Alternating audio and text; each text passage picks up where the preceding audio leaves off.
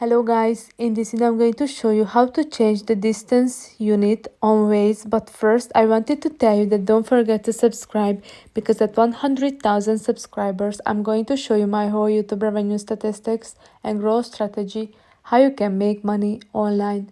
So let's jump into it. First, open the app, then click on that three lines icon at the top left corner, then click on the settings. Now you have to select the general option, and now you can see the second option is the distance units.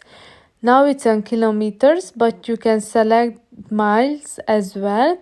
So this option is really helpful, because if you travel somewhere where they use a different distance units, then you can change it, and it will be easier for you to see the distances in that unit. So I hope this video was helpful for you. If it was, please consider subscribing, and see you in the next one. Bye bye.